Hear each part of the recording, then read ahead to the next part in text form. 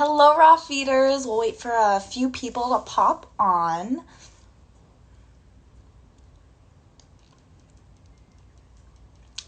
Okay, so welcome to the very first Raw Squad Chronicles.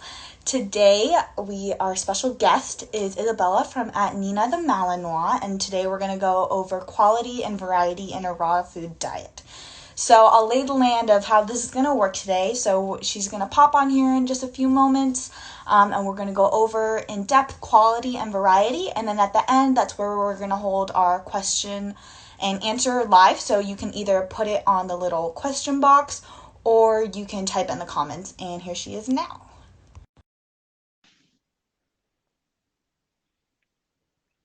Let's see, it's loading.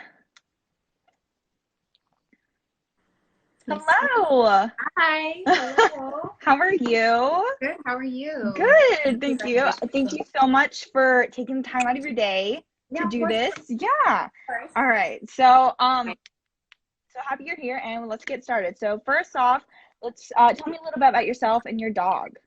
Okay, so my name is Isabela. Right now I'm really into raw, but I'm finishing up my biology degree, my bachelor's. I have one dog, Nina, but now I have four collectively, and they all feed raw. So we have two males, a Dutch Shepherd, and a Pit. Also, all pretty medium-sized to large dogs, so we go through a lot of food. But yeah, so they all feed raw. So. Great. And did you always feed raw, or what got you into it? So with Nina, yes. I started researching like 6 months before I got her, just because one of my friends, she has like two little miniature poodles and they had allergies, like skin problems. So she's like, the only thing that took all the allergies away was switching their diet to a raw diet. So she was like, you need to check it out. She showed me some Instagram pages with like whole prey and like giant chickens with their heads. And I was like, what Yeah. is this? This is so cool. Because I love that stuff. I love science. I love I don't know, I was really attracted to it. So I started researching it, like I said, like 6 months before I got her, and then yeah, I've always fed her raw. Yeah, and it's such an amazing difference you see when you see a kibble fed versus a raw fed and that transformation that they go through. So Yeah. so we'll dive into the topics now. We're gonna start with quality first, the quality of meat and why it's important in a raw food diet. So can you tell me what is quality and why it's essential in a diet? So quality basically means the standard of something when you're comparing it to something else that's the same, like topic. So with quality, we have high quality meat, lower quality meat. Obviously, a diet that's comprised of higher quality meat or higher quality food is going to be just healthier in general. It's going to be better for your dog. It's going to be lower in fat. It's going to be higher in vitamins and nutrients. It's going to be higher price point usually. So that's just how you differentiate. But that's what quality means. It's just, there's going to be your different standards of meat. Got it. And so when we're talking quality, I know there's a lot of different pitfalls or little kind of traps that people will use. Let's say, for example, when let's say you're at the grocery store and they're trying to market and let's say organic and natural, but I know that doesn't always mean that it's the utmost quality. So can you talk about that little and labeling? Yes, so there's a lot of different key terms and a lot of different things that are used solely for marketing that people don't really understand. So usually what you see when we're talking about human grade meat is organic. We see a lot of pasture raised, pasture finished. We see grass fed and grass finished. So those are all different key terms. They all pretty much mean something differently. Now, if something's not labeled like pasture raised or grass fed finished or organic, it's usually conventionally raised. That means that it receives a conventional diet its whole life, basically like enriched grain, which is corn and soy. And they live indoors their whole life in really confined quarters and in really close proximity to other animals. Now, when we're talking about organic, it means that the feed that they receive is organic, and they usually have access to a pasture or some type of forage or something that mimics their natural like eating environments. Pasture raised, same thing, that they're raised in a pasture. Now, pasture raised doesn't mean that they're receiving solely, grass and forage diet. They can be receiving a grain diet, let's say during the winter, to keep them a little bit fatter. They can be receiving a grain diet towards the end of their life to kind of fatten them up and get them a little bit bigger before they send them to slaughter. Grass fed, same thing, that they receive access to a pasture, they eat grass and forage, but they could be finished on grain. And usually, if it says grass fed, they usually are finished on grain. Got it. Now you want, ideally, in your ideal world, you're going to have meat that's grass finished, which means their entire life, all they've eaten is grass and forage, which mimics their natural diet and is their, you know, ideally how they're supposed to be raised. But it's, you pay the price for that. It's always more expensive to feed grass finished beef, chicken, poultry, whatever it is.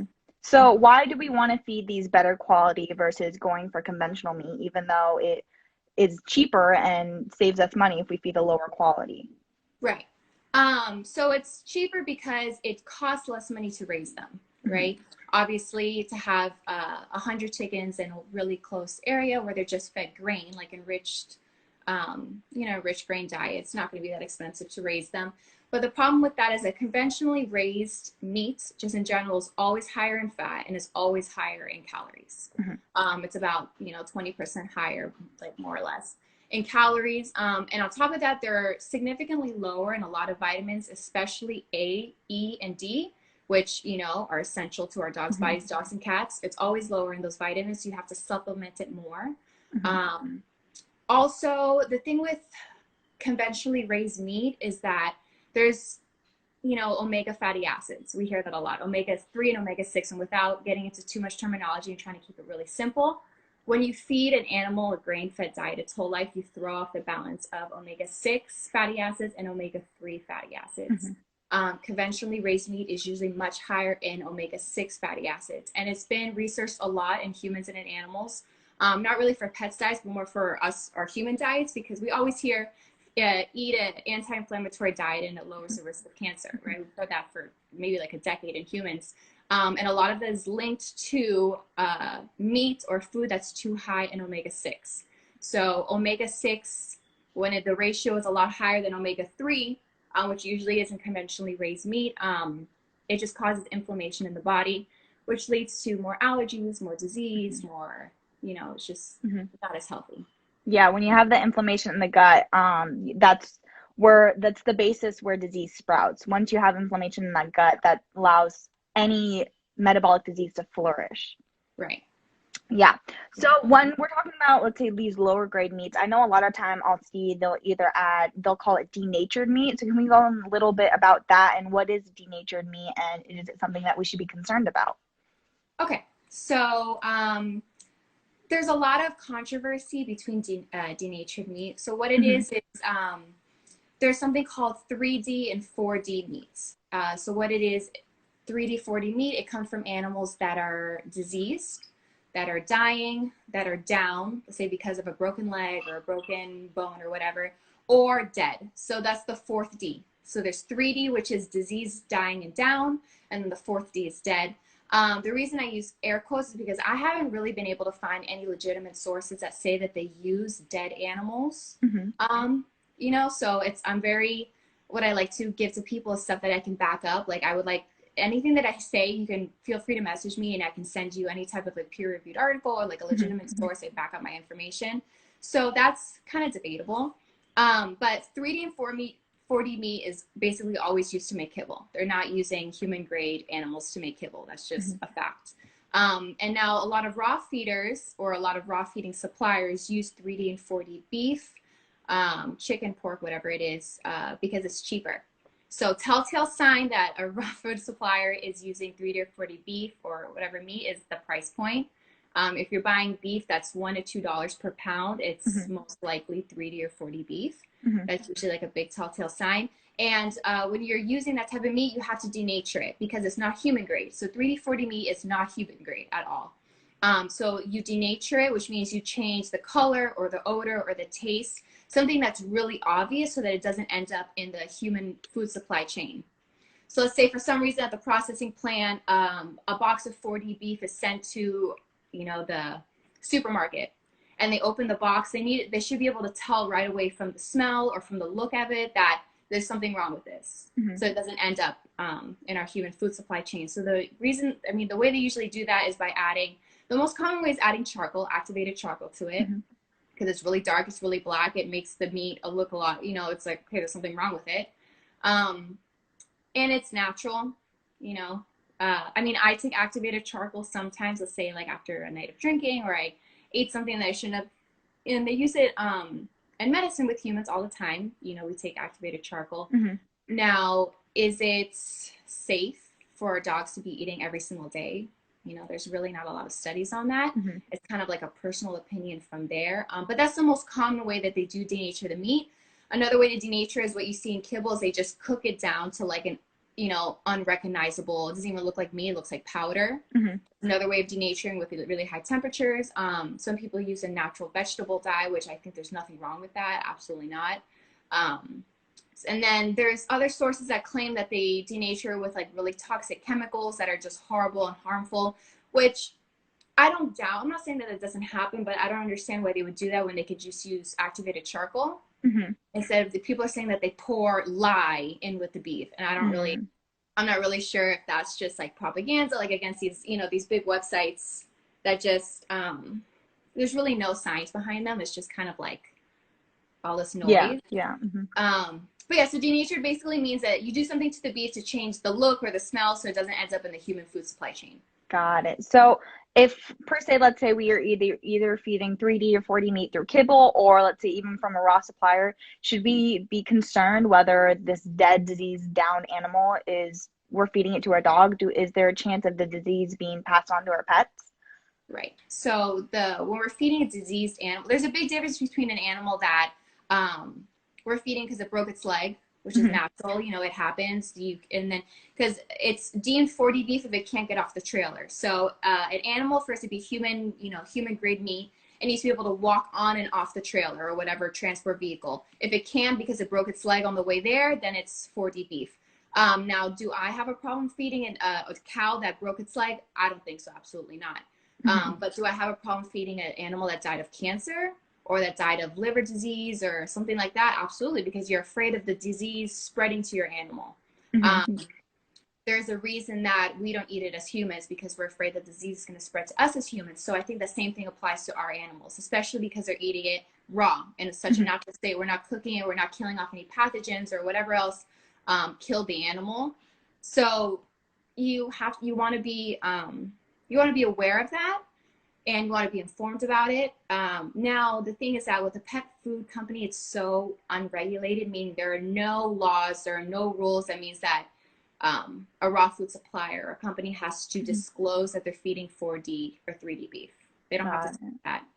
You can ask them, hey, do you feed it? And they might ignore you, and that's okay. And they're not breaking any rules. So you just have to know what questions to ask, and if a supplier isn't giving you straight up answers, I would just move on, and it's not worth the risk. All right, so diving into some more of the suppliers, if you're trying to, I know a big part of raw diet is trying to save money, and it's a big concern when you're diving into it. I don't have the time, I don't have the money. So a common place for people to shop for meats is, let's say, either ethnic markets or grocery stores. What's your opinion on these places to source? So we talk a lot about quality, and we talk a lot about how pasture raised and pasture finished, everything is the best, but it's just not viable. It's not a viable option for most people. Most people are not going to spend $10 a pound for beef for their dog. So my point is, you know, on the slide is to educate people on what everything means, but I don't want it to discourage anyone from feeding raw. So let's say if your budget allows you to only feed meat from the grocery store, from ethnic markets, or from, you know, wherever it is, but all you can feed is conventionally raised meat, you're still doing your dog such a great service by feeding them fresh food. You know, as long as it's a balanced diet, any fresh food diet, whether it be cooked or raw, is going to be better than kibble, because you're already making that step. At least it's human grade, you know, at least it's, like I said, we use 3D and 4D meat and kibble all the time. So if you're feeding a fresh food diet in general, it's great, good for you, do it, please. Just because you can't afford finished beef, that doesn't mean that you shouldn't feed a raw diet.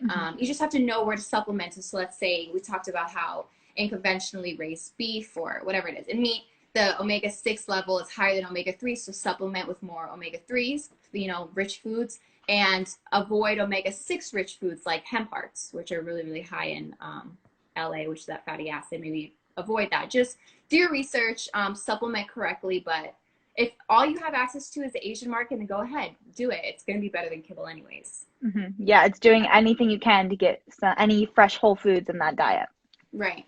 Yeah. So what are your some of your favorite places to source for high quality meats, whether it be grass-fed finish or whatever you feed? So ideally you want to feed, you want to support your local farmers. If you can find a local farm that sells pasture finished beef and that's in your budget, great. Something I was looking into, I don't know if it's really like a logical option, but you can buy like a quarter of a cow or a half a cow if you have if you have enough animals, because that way you can feed like grass finished beef for like $4 a pound, which I think is insane. But you have to store like half a cow in your freezer. But yeah, local farmers are great. Local hunters are awesome as well, because the most of the time they'll give you stuff for free. And then also raw food suppliers that don't feed 3D or 4D meats are, I wrote them down here, are Raw Feeding Miami. They're a big one. And if you look on their website, it says we don't feed any denatured meat. For exception of like green tripe, because that's not human grade ever. So that's not human grade beef. But Raw Feeding Miami, SoCo Raw in Texas, My Pet Carnivore, Primitive Choice, love them. And there's a new company called North Carolina Raw Fed and Company, North Carolina Raw Fed and Co. They just started. The girl is super nice. They very transparent, very responsive to people. So I haven't heard of them. My top 5. Yeah. That's another one to add to the list. I'm always looking for more places to source. Yeah, they're awesome. Yeah, and another thing I want to point out really quick about the green tripe is they do have bleached green tripe in certain stores, but that isn't the kind that we want to feed our dogs, because all the probiotics and enzymes are washed away, so it doesn't really provide any benefits. Yeah. Okay, so now we're going to dive into variety in a dog food, or in a raw dog food diet. So what's that to you, and why is it important? So variety just means feeding a variety of different proteins, which means different animals, and then different cuts within that protein. So I think in a raw diet, minimum, you should feed between 3 to 5 different, different types of animals, and a majority of that should be red meat. So red meat, beef, venison, elk, pork, duck, and then white meat would be chicken, turkey, and rabbit. Wild rabbit, those considered red meat. But so variety, so you should feed different animals. You don't want to feed your dog, chicken and beef its entire life. And then aside from just different animals, you can feed variety within that animal. So instead of just feeding like beef chuck, feed beef tongue, beef tripe, beef lung, heart, cheek, all the different parts of the animal. Even though it's the same animal, they all have different nutrient profiles. Yeah. And so when we feed variety, are we feeding just muscle meat, or are we feeding a variety of everything? Everything. Feed a variety of muscle meat, feed a variety of bones, feed a variety of organs, especially like the nutrient profile of beef liver and the nutrient profile of turkey liver is like vastly different. It's different. So you can feed it different, just of everything. Like I said, if let's say your next meal prep is only going to have 2 proteins, let's say duck and beef, which sometimes mine does. But feed different. Feed a duck head and then a duck wing and a duck neck, because they all have different nutrient profiles. And like a duck head has like the eyes and the brains and the tongue and all that different stuff. So you want to feed like different parts of the animal and then different animals. Got it. So people coming off of kibble and going to raw, when they're adding more and more proteins into their mix, should they be concerned about getting a stomach upset, or maybe some runny stool on the loose end, because they are getting that new food in? Yeah, always. So when you introduce new protein, I always introduce it. Let's say I'm introducing duck. I'm going to introduce just the muscle meat first in small amounts. Then I'm going to introduce their raw meaty bones, so a duck wing. And then I'll introduce muscular organs. So they're organs, but they count as muscle. So I'll introduce like hearts or gizzards. And then I'll introduce secreting organs, because I'm going from the least rich to the most rich. You want to introduce it in really small amounts. I mean, if you have never fed duck before and you feed your dog an entire duck, like they're going to have like, rocket butt for a week. So just start it like really, really slow. Even people, transitioning their dogs from kibble to raw, or just raw feeders that you've never done, let's say elk before, like I've never fed elk. Feed really small amounts, introduce it slowly. and start with the muscle meat first. Like I said, I wouldn't introduce elk for the first time by feeding a big piece of elk liver. I would start with like the meat and then move to the organs. Yeah, so less rich to most rich, slowly. Yeah. And what are some things that they can add to help with any stomach upset that happens? So I do a lot of goat's milk. I do a lot of, because just the probiotics. I know you just had a post about soil-based probiotics, which are awesome. Love them. I do a lot of slippery elm bark, which is like a natural, it's a plant. They usually come in capsules. That mixed with like bone broth, it really helps their stomach. And let's say if you're, you give your dog a meal and it doesn't settle with them, fast them for the rest of the day. Unless they're a puppy, that's different. But with an adult dog, just fast them, give them goat's milk, let their stomach kind of reset and settle, and then start slowly again. Yeah. Got it. All right. So more into variety, do we need a variety of proteins to, per se, balance meals to NRC or AFCO, whatever system you're balancing it to? So technically you can feed an NRC, like one NRC balanced recipe or two for the rest of the dog's life. And it's balanced, so they should be fine. My problem with that is that, NRC is fairly new. The research that we have on pet nutrition is very new. The data analysis that we have on each piece of meat is not the same in every piece of meat. It's not the same. There's just a lot of unknown because it's just constantly evolving. We might look back 10 years from now and be like, oh my God, we just fed NRC balanced recipes. Like it's missing this essential nutrient, it's missing this vitamin. So they're just guidelines, and it's all we have right now. They're great guidelines, and I live by them, I feed by them. But the reason I feed variety is because it covers like those unders and overs. So let's say if for whatever reason NRC is our recommended allowance for vitamin A is like way too low, and in 5 years we know differently. But let's say if I feed a different variety of proteins, variety of organs and bones, it covers like those gaps that we don't really know yet. It covers our butts basically.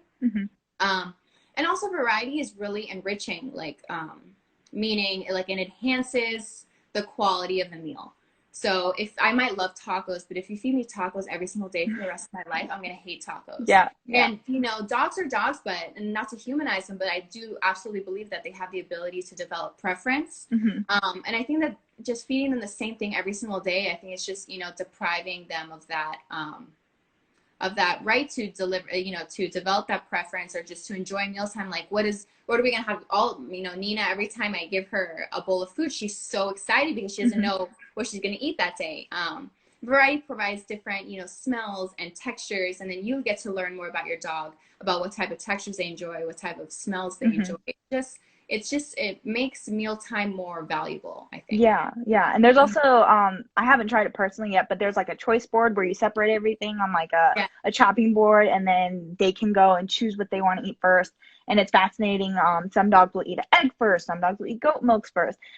It's just a nice reminder that every single dog is different, and that we just need to feed the dog in front of us. What works for you might not work for my dog. It's having that, I guess, baseline and then molding it to our dogs. Yeah, exactly. And like, I don't think it's fair to feed the dog the same meal for the rest of their life. And like, going back with it, I think it's so important for us to remember that, NRC guidelines is what we have now, but they're just guidelines. We don't know. We just started, like, how long? Yeah, people have been feeding fresh food to their dogs since dogs have been around, but just like this raw food craze that we're experiencing now, that's fairly new. It wasn't like this 10 years ago. And so the research that we have is so limited about raw food.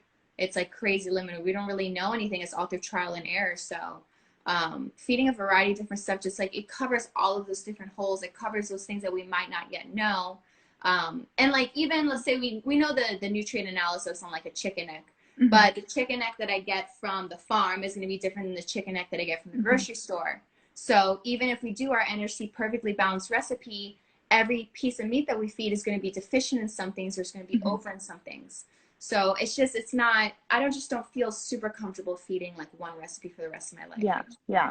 And one thing to keep in mind, I get a lot of people like freaking out. I don't know if it's balanced. I don't know if it's balanced. Nobody technically knows if we're balanced because we don't know enough. The moment that we think we know everything is a moment we don't know nothing, because we could learn something tomorrow that could blow up the world of nutrition, and then everything we knew burns down, Right. We just have to be constantly open and just collaborate to learning more and more about nutrition as we can to help ourselves and our dogs. Exactly. Yeah. So variety, great in a raw diet. Should kibble feeders be concerned about variety too? Should they switch up their meals even though they can't feed raw? Yes. So that's what I'm saying is like people feel, let's say nature's logic, you feed the pork Mm-hmm. formula.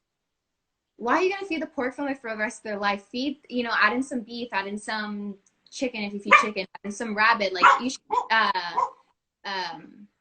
variety in like the different flavors of the same kibble. I think you should stay within the kibble brand if that's a, you know, a brand that works for your dog and a brand you trust.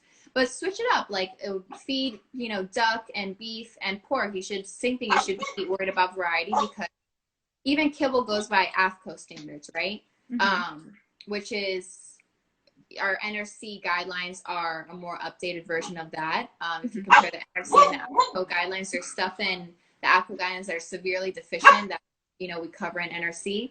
So same thing, you need to cover like those unders and overs. We don't really know anything about nutrition and it, not that we don't know anything, but we don't know everything. Yeah. So yeah, just, you know, switch it up, mix it up. Even if it's just different smells and different tastes for your dog, just make it, if you're just going to feed kibble, then make it exciting for them in that way.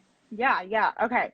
So now I think we're going to go through and we're going to get some questions from the audience that popped up. So if you guys want to either put it in the question mark or let me dig through the comments real quick. I saw some pop up earlier. One that I had sent to me earlier was, should we be worried if we have a cow that either has a broken leg? Is it still good to feed if you get it from a farmer? Is it still viable? Let's say the dog has a broken leg and it's deemed non-consumable for humans. Can we still feed that to our dogs? Is that still okay? I would.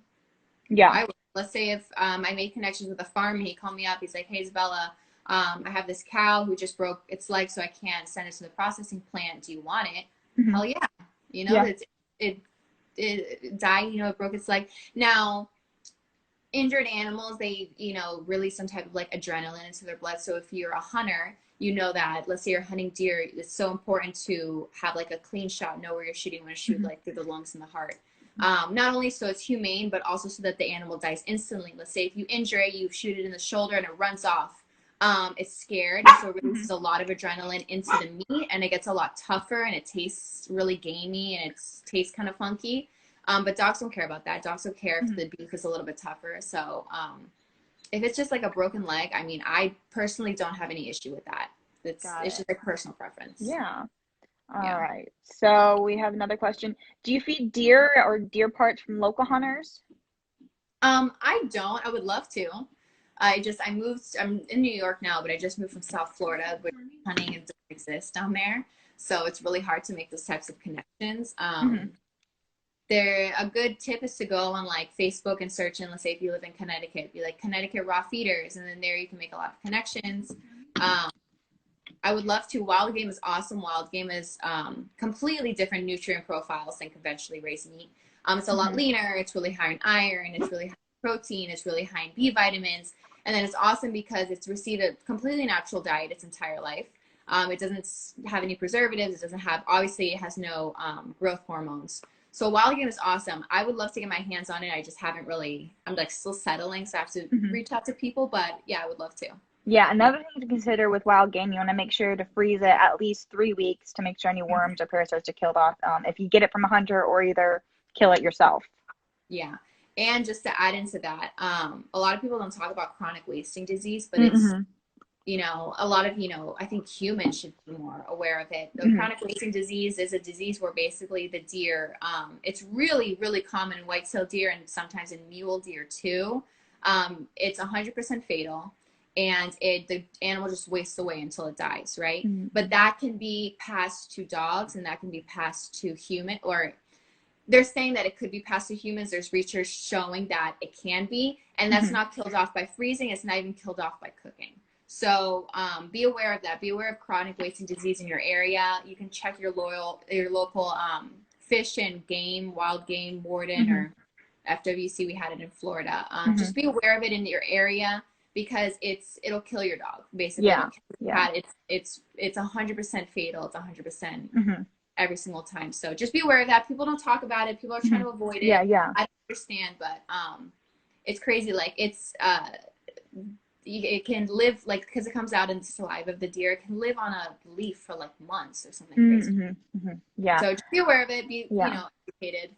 And then I know there's certain parts you might have more information and chime in on this. I know you're not supposed to feed like the head or like the brains of the deer, and then I believe there's like the spine and the spinal cord, just because the brain, the spinal cord, the eyes. I think it's the liver. Personally, if the deer has chronic wasting disease, I'm not feeding any part of the animal. And I would never advise anybody just to avoid those parts. I know the diagram you're talking about, and technically yes, but no, I would just avoid the animal altogether. Better safe than sorry. Better safe than sorry, yeah. All right. Porter.gs asks, what supplements do you give? So I supplement, according to NRC guidelines, like our essential vitamins. I supplement vitamin D, vitamin E. I supplement for zinc. I supplement for iodine. Now, I think you had a post, maybe we can talk more about it, that most ratio diets are deficient in like iodine and manganese, vitamins D and E, some other stuff. And it's just so easy by adding like kelp. It's so easy by adding fish. Pumpkin seeds, like different types of seeds that you're always posting about. So maybe talk more about that. But if you're just eating a ratio diet, which are not balanced, we know now, then you need to supplement with those type of things. But other than that, not really. I do supplement with like bone broth. But like other than that, not really. I don't really use. I used to use a lot of extras just in my bowls. I have like 20 different types of colored powders, but I don't do that anymore. I just feed what's essential. I feed what I know my dog needs, and I stay away from anything that has a lot of fillers or any type of synthetics or you talk about all the time. Yeah, just trying to stay as close to whole food as possible because Mother Nature knows best. And filling in those gaps, I think it's like manganese, vitamin A, D, and A, D, E, I want to say, and then iodine. Just certain things that you can fill in with whole foods that are really easy to add in, because I know I'll say that sometimes people freak out like, oh, I don't know what to add now, and just a few things here and there just fill in those gaps. Yeah, exactly. All right. Next question. How are you coping as a raw feeder during our current corona crisis? So before everything happened, I ordered like 100 pounds of food from Raw Feeding Miami. And I prepped as much as my freezer would hold, and I brought it all with me. I brought like a month's worth of food with me to New York. Now, this is a time where our essential businesses, like grocery stores, are still open. So yeah, it's a lot harder to find meat. So what I did was I did buy a bag of Nature's Logic just in case stuff got really, really bad. But I just, thank God, Dave just went to Restaurant Depot and bought like literally 200 pounds of food. So we're just buying in bulk is what I'm trying to say. Buy in bulk. If you can find it, buy a lot of it, because we don't know how long this is going to last. Everything's saying this is going to last, 2 more weeks. No, this is going to last for months. So my idea or my advice is just to buy in bulk. Now, a lot of people find themselves unemployed during this time, and maybe your paycheck doesn't allow you to feed raw for a bunch more months. You can start, you can feed a kibble diet and just supplement it with raw food. You can just switch to a high quality kibble diet. You do the best with what you have. That's the most important thing. Yeah, adding in any fresh whole foods whenever you can, and just adapting to your situation. Yeah, both of my freezers are stocked full right now. I saw Raw Feeding Miami got more salmon in stock. I'm like, I want to order, but I have no room. I just saw that. Have you ever bought their salmon? No, not yet. That's why I was so excited. I had like my notifications, and I'm like, okay, they're gonna email me when it's stock, and I'm one of the first ones to order. And then of course, right when it's stock, both my freezers are full. Yeah, of course. Maybe it's time for a third freezer. Okay, is it true that animal grade protein, such as protein, is such a broad term? Like it could either be the unprocessed, fresh, raw cut from grass-fed finished animal, or the byproduct from a human grade, basically. So what does animal grade mean, basically? So animal grade means that it's not fit for human consumption, that humans won't eat it or can't eat it, or no restaurant or supermarket is going to sell it to humans. So it could be the byproduct, like it could be lungs, or it could be let's say like the beaks and the feathers that we don't use from human grade chickens. So that is animal grade. So anything animal grade, it just means that humans won't eat it. It could be an entire cow that, if it died of, if it died, let's say at the processing plant for the grocery store, we would be eating it, but because it broke its leg, now it's not deemed fit for human consumption, so now it's animal grade. So it is a really broad term, and it's a really general definition. And like I said, the pet food industry is just so unregulated that there's no rules or laws that make them be more specific, if that makes sense. Yeah. And I think that like either byproducts and like even like the meal terms, it gets real foggy because it could come from a grass-fed finished cow that had a broken leg and now it's deemed unconsumable humans, or it could be a cow that's been sitting there for a week and they just throw it in the mix to go to whatever processing facility. So it's kind of it's up to us as pet owners to do our research and find what quality we're feeding. Yep. All right. So why do you recommend Nature's Logic, and should you be concerned about the calcium level in the kibble? So I've heard about the calcium level a few times. I really personally don't know enough about it to give you an answer that I feel comfortable recommending to people. Now, the reason I like Nature's Logic is because they don't use any synthetics. It's just same. And I like that they only their carb source is millet, so it is a whole grain rather than either a byproduct or anything.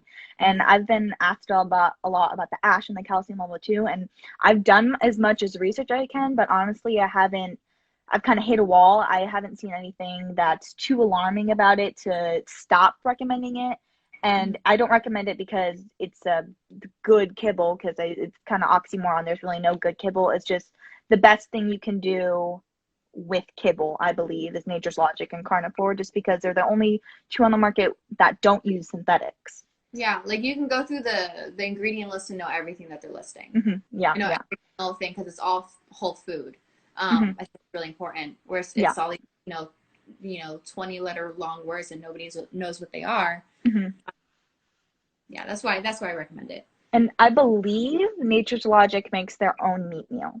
I think. Maybe wrong. I heard that. That'd be awesome. That'd be great. Yeah. So how do you feel about fasting? Do you implement that in your dog's diet? So I love fasting. I think it's great for an adult dog. I don't think a puppy should ever be fasted.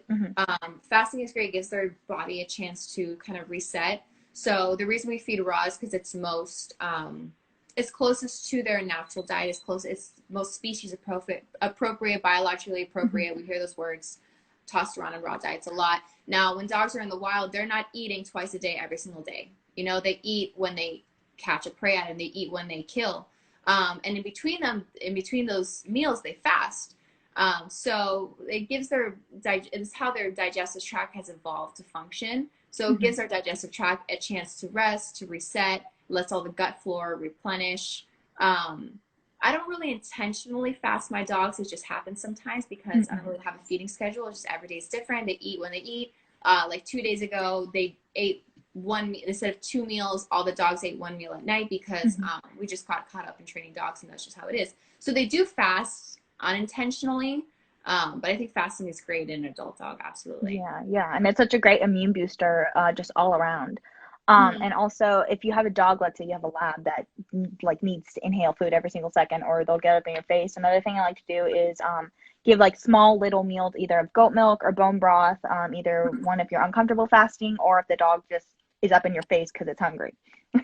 Yeah, or they get hunger pukes. Yeah, so a lot of people don't fast because they're like, oh my god, my dog just keeps throwing a bile everywhere. It's because their stomach is empty and it's in anticipation of food, so their stomach produces too much bile and they throw it up. It smells awful. It's disgusting. Nina gets hunger pukes really easily, so that's why I feed twice a day versus once a day. So like you said, if you're doing a day of fasting, feed them some goat's milk, feed them some bone broth to keep their stomach kind of full, to keep them moving, to add those probiotics into there and kind of enhance the fasting process. But yeah, just make sure they have a lot of water. You want to keep them hydrated. And if your dog has hunger pukes, then do bone broth or goat's milk throughout the day to avoid that. Yeah, another option is a milk fast, is where you take all the calories they would get from meal and you translate it to raw milk, because it's no work on the digestive and minimum on the pancreas. So that's another great thing to do. You could add that in there. So another question, where do you source your muscle meats from specifically, like chunked or ground beef, the protein that takes the largest part of the raw meal? So where do you get your muscle meat? So right now, the majority of this from Restaurant Depot. It's all like because we buy in bulk because we have 4 dogs. Now I was sourcing from, so the reason I know so much about 3D and 4D meat and denatured meat is because I researched like crazy for this past month. Because I used to source from Big Dan's, which a lot of people do source. So they sell 4D and 3D beef. It's denatured with charcoal. I had no idea because I didn't know what it meant. I didn't know the questions to ask. I didn't know what any of that meant until the girl who owns SoCo Raw, Katie, I believe, she pointed it out to me. And she was like, hey, I know you're recommending this, but do you know this is and this? And I had no idea. So that's why I started researching it like crazy. I loved it because it was like $2 a pound. Yeah. So now they say that they only source their cows that are down from like a broken leg, that they don't use any diseased animals, they don't use any dying animals. Now, do you trust them? Do you just take people's word? Yeah. What do you do? That's where it gets foggy. That's where it gets foggy. That's where it's like you have to trust these people and their customer service is awful. It's so bad. So, but yeah, the majority of my muscle meat I'll get from, Raw Feeding Miami, or I'll find a different, raw supplier up here. There's a local one here. But just from Restaurant Depot, just buy in bulk. Yeah. Got it. Yeah. Because the more you buy in bulk, which if you buy in bulk, you're going to need freezer space, but you'll end up saving more bang for your buck. Yeah. All right. So back to kind of game and hunting meat. How can you tell if a deer is suffering from chronic wasting disease so you can avoid it? So if you go on Google and search in, deer suffering from chronic wasting disease, they look like zombies. Like they're completely wasted away. Their skin and bones, they're dripping saliva. Now that's if you see the whole animal. If you just see the meat, you're really not going to know. Yeah. That's why if you source from hunters, if they're feeding it to themselves, then obviously they're not going to feed themselves a diseased animal. But you don't know looking for the meat. You have to look at the entire animal. That's why it's so important just to know where your food is coming from. But it's very obvious if go Google deer suffering from chronic wasting disease. It's really scary. It's they're just bones and they waste away until like they die of like. Yeah, once you open up the deer, you should be able to tell immediately, I'm not going to want to eat or feed this animal. Yeah, their organs are usually, I know it's really gross, but their organs are usually like liquefied basically. Yeah. It's crazy. And then you can also call your local game and wildlife warden, and they usually have like a map by county of the most popular areas. Yeah, and you can actually have the meat tested. Now, depending on where you are, you can get the actual meat tested for chronic wasting disease. Now, it is cheap, but sometimes it takes a long time. Sometimes it takes like a month or two. So people are patient and they don't want to wait that long, but you can get the meat tested if you want to be 100% sure. And if you're feeding wild game, I highly recommend getting it tested. Like where would you go to get it tested? Your wild game warden. Oh, wild game. Okay, interesting. I didn't know that. Yeah, they'll do it for you. And I know I preach it so loudly. I know if you listen to podcasts, Joe Rogan had Michael Olderstein, a scientist, on there where they talked about chronic wasting disease for like an hour. If you're interested, go listen to it. It's really interesting. But basically they've been shown that the prions in that make up chronic wasting disease can jump to humans, and it's 100% fatal in deer. So I don't know what it would do to us or to your dog. So take the extra step, get it tested if you're not sure. But if you're looking at the whole animal and it's a healthy deer, you'll know that it's not suffering from chronic disease. For sure. All right. So how many dogs do you feed raw? 4. 4? Oh, that's a lot of mouths to feed, man. That's a lot of meat you must go through. Yeah. Well, I just started feeding 4 like 2 days ago. Before it was just one tiny little bird dog. Yeah. Because I call her bird because she eats like a bird. She eats like less than pounds per day of food. But now I have 4, so that's gonna be fun. I'm trying to play with different ways to like prep. So I don't prep like 200 containers. Yeah. But it's 4 large dogs. Do they get big meals? Yeah. Are they high metabolism? Yeah. So 2 of them get one of them gets 1 pound per day. One of them gets 1.5 pounds per day. The other 2 get around 2 pounds per day. Stormy's a little bird too. She's got very slow metabolism and a very small appetite. So people see her and she's like, oh, she probably gets 1.5 pounds. I'm like, she gets like 10 ounces. That's amazing. That's the best. Yeah. It's so cheap. All right. So what quality kibbles do you recommend? Nature's Logic. Nature's Logic, yeah. That's it. All right. Both my dogs were eating Nature's Logic. Their stools were so firm and that they were struggling to pass. Any thoughts and advice? Um, I don't know. I've literally never ever heard of that issue. I don't really know. I mean, you can start adding some more, like some fresher foods to their diet. You can add some more moisture to it. You can add, like I say, if you feed kibble, add fish, add bone broth, add goat's milk, add, if you can throw some raw in there, some organs and stuff in there. Now with your dog, maybe take them to the vet if it's an issue that they're both having. I don't really know. I could just recommend vet from there. Now with a raw diet, if your dog's stools are too firm, it usually means that there's too much bone. I think always it means that there's too much bone, but kibble wise, I mean, just go to your vet. Yeah. Or if maybe, because back to the high calcium levels, maybe for your dogs, the calcium level is too high, so adding in more phosphorus in the form of muscle meat to balance it out. Yeah. All right. So how do you feel about We Feed Raw Company? Okay. Right now, I roll. Okay. They advertise their balanced grinds and they're not balanced, which I don't love. And then, right. Also on top of that, they start using HPP, which is high pressure pasteurization, which I don't love. That's why I don't recommend them anymore. Basically, it's putting the food in really high pressure to kill off any dangerous pathogens. But in the process of that, you completely like denature the meat. The meat doesn't look right. It's, you know, void of a lot of now nutrients and vitamins because, yeah, you kill off the bad stuff, but you kill off most of the good stuff. So I don't feed any pre-made raw that's gone through HPP. I think that's why we both recommend Answer's food because they don't do that to their food. But I don't recommend it, you know, solely because they process it that way. And yeah, and I know they also started adding a synthetic premix into their mix. I was like, no. So I know. And yeah, add fish oil to it too. Yeah, I mean, when I first discovered them, I really liked them, and then no, I personally don't recommend it. They're a better option. They're on the pricier side. They're a better option for your money if you're going to go the pre-made route for sure. Yeah. All right, let's see. I had issues with Nature's Logic as well, so it seems like a couple of people have had issues with their dog's stool and Nature's Logic. Let's see. So is it helpful to add? Sorry, were you gonna say something? Oh, and like people ask me, I do raw. I love raw. People ask me a lot to analyze kibble, and that's not really my area of interest. I don't do any research over there, so I don't really give advice. And I tell people straight up, be like, I don't know. If I don't know 100% that I can back this information with a lot of research, then I don't, you know, give advice. I know enough to know what I don't know. If that makes sense. Yeah.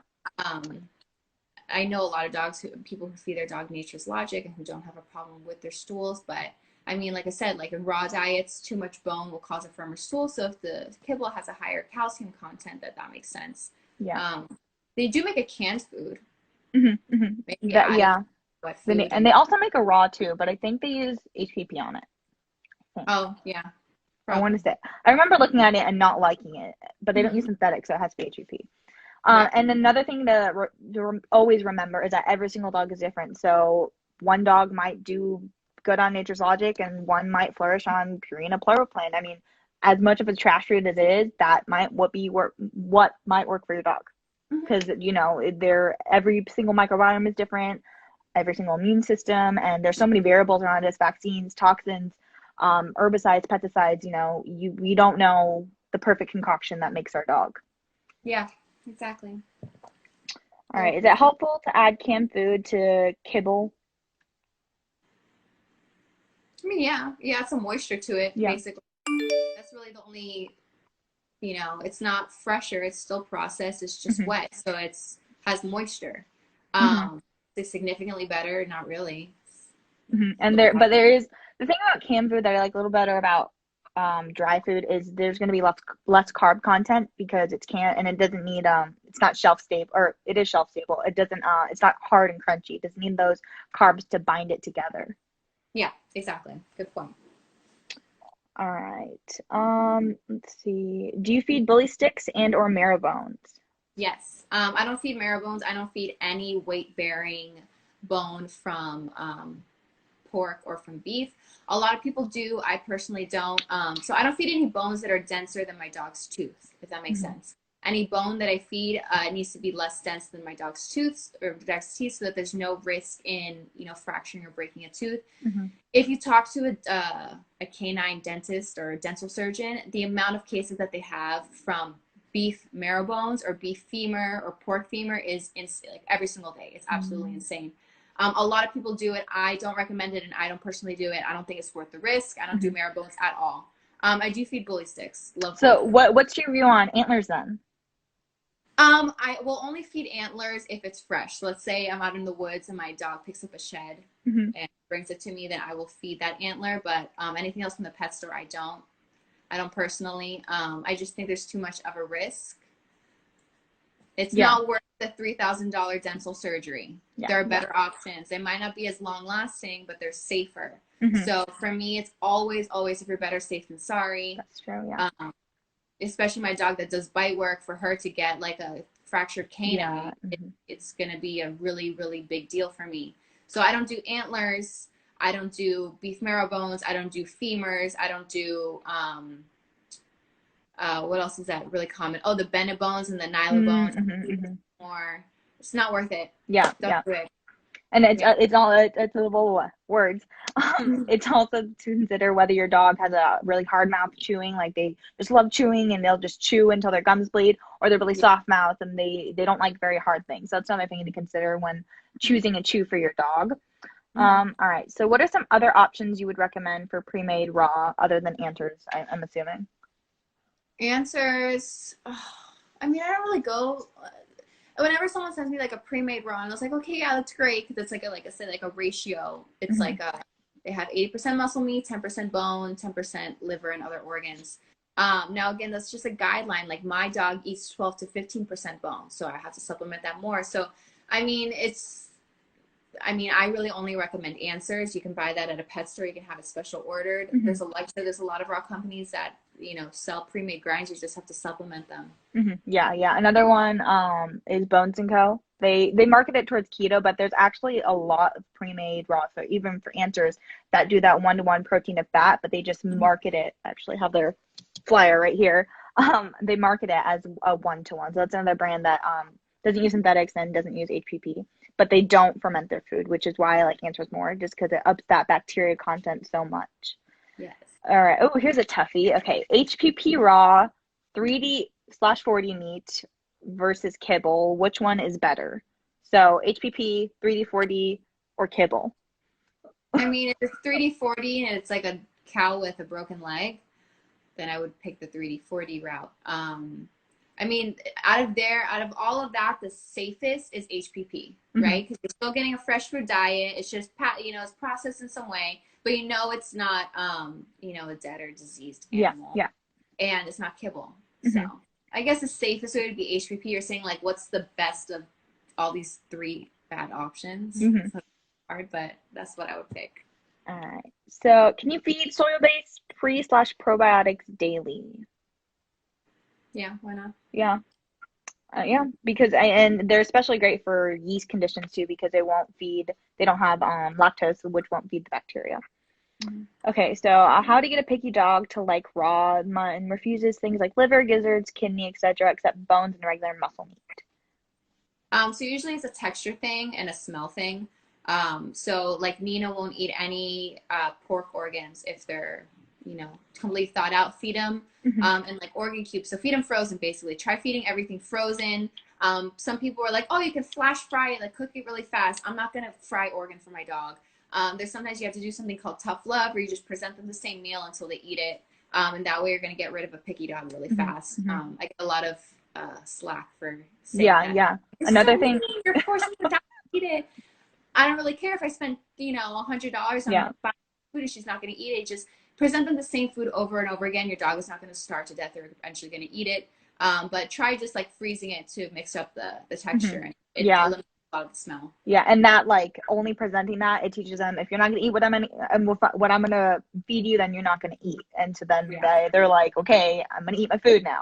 I had to do that with Stormy for her liver and kidney. It was the toughest 2 weeks ever when I transitioned her. Oh my God. And sometimes I still have to do it sometimes. I'll feed Nina like a duck breast that she doesn't like the smell of, and she won't eat it. So I just have to keep giving her the same meal over again, and they eat it. They'll get Yeah, over it. yeah. Another thing, you can like ball it into the muscle meat and hide it like a pill and be like, Yeah, haha, I tricked you. exactly. Yeah. Yeah, and also if you can get freeze dried or dehydrated just to get them used to like the smell or the taste or just different things to try if it's a texture thing. Hmm. All right. Where do you usually buy your supplements from? Let's say if it's like vitamin D and E, I really like Solgar. That's a good brand. Hmm. Now, NOW, that's really good brands. I Hmm. actually have a link in my Amazon bio that links all the Oh, supplements cool. that I Yeah, yeah. You just go there and see exactly what I use and what I buy. Hmm. You use a lot of four-leaf rover. Hmm. I started looking at their stuff. They're awesome. Yeah, yeah. I really want to buy their mushroom Hmm. one. Hmm. But yeah, just Solgar and Now brand is what I usually use. Oh, Wildly Blended. She's Oh, awesome. yes, of course. Oh my God, I love Kindly supplements so much. I have to stay off her website, otherwise I waste my time. Yeah, Wildly Blended is awesome. Wildly Blended. And Kin and Kind, I do use some of their stuff. Hmm. Hmm. Yeah, I like their wheatgrass for surprisingly amount of zinc that the wheatgrass Mhm. That's what provides. I use for zinc in my raw diet. I Yeah, use yeah. Raw Vita Boost. All right. So how long have you been feeding raw? So Nina's life, 1.5 years, almost 2 years. Yeah, same for Yeah. me. 2.5 years now. We started, or about around, started in Mhm. 2018 when she was about 3. Mhm. And then what's your favorite pre-made brand? So we said our favorite was Answers. Let's see. So how do you feel about Real Dog Box? Love them. Love Yeah. them. Love stuff. Now there's some like they use lamb femurs, which I personally don't feel comfortable feeding. Hmm. I don't really know how it splinters or how, so that's like the only thing that I'm kind of wary of, but love all their stuff. Great customer service. You can text them and they answer you. Love their stuff. Highly recommend them. Yeah, they're great. Then they use such quality meat and they are so transparent. I love watching their stories, like behind the scenes Yes. and stuff like that. Yeah. All right. What do you use for joint supplements? Especially since she's such an athletic dog. So I personally don't use any joint supplement. I just feed a lot of raw meaty bones that have are just naturally rich in glucosamine and chondroitin, whatever. I feed a lot of meat. I feed a lot of joints, and I feed a lot of feet. So I feed a lot of duck feet. I feed a lot of like wings. They're just all joints. And then I feed a lot of bone broth. That's just also naturally high in glucosamine. I do turmeric paste to keep the inflammation down. But if I were to feed a joint supplement, it would have to be Wildly Blended hip and joint. I love that supplement. Yeah. And the Kin and Kind hip and joint, some people use. Hmm. So yeah, Yeah. like currently, I don't really feed one. Hmm. Another thing, I know 4-leaf rover has like green eggs and ham. It's the eggshell membrane and then green nut mussels, which is great for joints. Let's see. How do you? Chondroitin. Thank you. Yeah. Chondroitin. How do you formulate your meals? Do you use Excel sheets? So this group called Raw Fed and Nerdy, they have an Excel sheet that I use. And then also I use Raw Pet's Rule. She's great. Yeah. She's so helpful. She's so great. I'm actually just gonna get a meal plan from her because I'm so tired of doing the math. And Dave just got 2 meal plans from her, and they're amazing. They're so like in depth and they're so detailed. So I'm just gonna recommend her. Just have her do the math for you. Yeah, I always send people to her. Yeah. They're like, how do you balance? I'm just like, just get a meal plan. It's so just get a meal do plan. it. Do it. Yes. Yes. Yeah. Don't. All right. What's the difference between Nutrilogic original formula and their distinction? Do you know the difference? No. So, okay. So the distinction, it's meat first, and then the original is meat meal first. So that's literally the only difference. And then what meat would you pick? Because they're one better than the other one. I would say ruminant just because it oxidizes slower than poultry. There you go. Yeah. Have you ever heard of fecal transplants to fix leaky gut? What are your thoughts? Like Animal Bottom, have you heard of them? Okay, so I have heard of fecal transplants. I personally don't have any experience with that with my personal dogs. I know they're really effective in humans. They're really effective in dogs. If it's something your vet is pushing for, I would trust their advice. Yeah, yeah. I think that's all clinical. When it comes to your animal's clinical health, trust your vet. There's only so much that nutrition can get you. I think that is more. I would consult with your vet for that one. And I think from what I've seen and experienced with it, that it's kind of more of a let's see what we can do for whole food or homeopathy or herbs and such. And that's kind of like the last step. Okay, we've we've tried everything we can. Now we're going to try this. And I've heard some good success stories. I've heard some it doesn't work at all. It's all mixed, and I don't think there's enough solid scientific studies to back it up yet. But I think it's a good option to have out there. Yeah. It's going to kick us off of the live, so I don't know if you want to start a new finish up these questions. Okay. Yeah, so kick it off in a few minutes. Okay, so I did not know that. Thank you for telling me.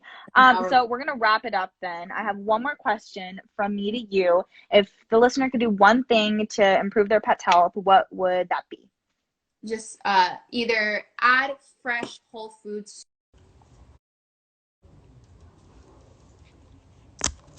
We're back on. It had a little kick. We went too long. I didn't know there was a limit. Too many great questions. Too much great conversation. We'll see if she hops back on. Here she goes. There we go. I know you're going to I know I didn't kick you off. Yeah, it's an hour long. It's actually at the beginning. I'm sorry. I was going to be like 10 minutes. Like, I have a question. Okay, well, my outline is like 10 pages long.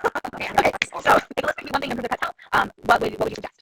I would suggest adding whole foods, fresh food diet. I mean, for years, let's say with humans, fresh food diet is going to be superior to processed diet. You never hear a nutritionist or a doctor saying, you want to be healthier, you should eat only cheap, processed, to-go food. This just doesn't exist. But we preach to our dogs that that's the optimal diet. To me, this just doesn't make any sense. People are like, oh, I want to see studies that raw is better. It's like, you want to see studies that fresh food diet is better than a processed diet? Like, it's what we've been preaching for humans for years. So if you can go the fresh food route, great, good for you. If you can't, add fresh food to your dog's kibble. So like either raw fish or canned fish. Add bone broth, add goat's milk, add some veggies, add some fruit. There's so many things that you can add to their diet. Add some raw into there. I didn't. A long time ago, I was like, don't mix kibble and raw. It's going to mess up their dog's digestion. There's no studies showing that it messes up their pH, that it messes up their digestion. That obviously they do digest at different rates. I mean, that's just a fact. You feed a dog raw and a dog kibble. Your dog that feeds raw is going to, let's say you fast them, whatever, they're going to have hunger peaks faster than your kibble-fed dog because it just digests so much faster. But there are no studies that say that it's harmful, that it messes with their digestion, that it messes with their pH, they can't do it. So I think that just deters people from feeding fresh food. Any fresh food you can add to your dog's diet, the better. Let's say if you are immunocompromised or you're freaked out about the raw thing, go to cooked food diet. You can feed cooked food, you can feed cooked organs and muscle meat, you don't feed cooked bones ever. You supplement with like a bone meal or calcium carbonate. It's not as good as raw, but it's not as bad as kibble. Fresh food, if you can do it, please do it. It's just you're going to see the world's difference in your dog. That's my I totally agree. All right, so we have one more question. We'll wrap this up. So why does it constantly suggest rice and cooked chicken for upset stomach and runny stools? Okay. Why? It's just it's been around for decades. It's been since I was a kid. That's always what you fed your dog, and it's effective because the rice just absorbs everything. But Dave talks about this all the time. He's the first one that kind of opened my eyes. He's like, when you're sick, like let's say I get sick, I get food poisoning, or I'm sick of throwing up. I'm not going to stuff my stomach with a bunch of pasta, and I'm not going to shove stuff my chicken and pasta or chicken and rice to make myself feel better. I'm going to drink water and Pedialyte and let my stomach settle and relax, and then I'm going to slowly start eating larger meals again. Your vet should be used for health advice, right? Trying to choose my words very carefully. The education that they receive towards nutrition in their dogs and cats is minimal to none. Okay, everyone's like, I get so much stuff for this. I feel you. I'm trying to be very politically correct here. Hamdi and I both have posted a lot of stories about how Hills and Science Diet Korea, they sponsor vet schools. People are like, it's a conspiracy. Like, it's not. It's on their website. Here's a screenshot. It's a fact. They sponsor their companies and everything. I mean, without getting too much into like big pharma and everything, but everything is based off of money. Okay, it's shoved down vet students' throats from day one. Their education about it is very minimal. Is what I'm trying to say. So I would never go to my general practitioner for nutrition advice. I go to a nutritionist for it. Same thing with the dog. If you can find a veterinarian that took the extra route to study more pet nutrition, awesome. You can find I think it's called like a clinical vet nutritionist. If you can find one of those, oh my gosh, like a unicorn. Or like a vet that's more integrative or holistic, like literally like a unicorn. It just doesn't exist. So my point is to answer your question is that they don't know a lot about animal nutrition. They don't know a lot about just dog nutrition in general. It's just kind of passed down. Oh well, my teacher told me this work, and so they kind of pass along. And it's what was I gonna say? Oh, it's funny when you fix the diet, how you see everything else you fixed. Years of like digestive issues and skin issues that they were on like all these drugs to keep themselves from like itching themselves raw, literally like like dandruff and their hair's falling out, and then you diet and the rash goes away. It's just like a miracle. But diet and what you put into your body, it's like just I don't know what you think of dogs. Yes, they're completely different animals, but the logic for me is the same. I'm gonna be healthier if I eat fresh food. I'm gonna be healthier if I eat high quality food. I'm gonna be healthier if I cut out processed stuff. Same thing with your dog. Your dog's gonna be healthier in general. Nina, when I got her, like she probably if I didn't pick her up from the breeder, she wouldn't have survived. She was literally like 4 pounds when we picked her up at 8 weeks old. Her liver weight was like 10 to 12 pounds. Wow. Very digestive issues. The breed's like the dog will not hold food. She eats kibble and she throws it out or has like explosive diarrhea. And she was so malnourished, and then she immediately bounced back, immediately gained weight, immediately got bigger. And I know like I think if someone picked her up and just kept feeding her kibble, she probably wouldn't survive. She wouldn't have made it. So and Nina has some serious digestive issues that I've been able to manage and improve dramatically with our diet. So yeah, that's amazing. I was literally have to like shove her in the mouth to refuse to eat kibble, and then I just raw, and she's so ecstatic and happy to eat, and just seeing that like fire behind their eyes of wanting to. They have like the passion of eating finally is just like amazing. That's like one of my favorite moments when anybody messages me or helping people. They're like, my dog genuinely loves to eat now. Like, that's what we want to see because food is medicine and using it medicinally and holistically is how we're going to thrive and get a long life possible out of these animals. Yeah. All right, so I think that wraps up the question. Thank you so much for taking the time out of your day. I hope you stay safe and healthy in New York. Inside. You too. As much as possible. And if any of the audience, your questions answered, feel free to message any of us. We're happy to answer them. And have a great rest of your day. Yeah, so what's your next live talk about? What are you discussing? So the next one is going to be animal short hairs and shotguns, and we're talking about maintenance or kind of exercise and conditioning for dogs and keeping healthy weight versus pet weight versus obesity, just kind of all that and how nutrition plays into it and different metabolisms and everything fun like that. Awesome. So we will see you there and have a wonderful evening. Yes, thank you so much. No problem. Bye.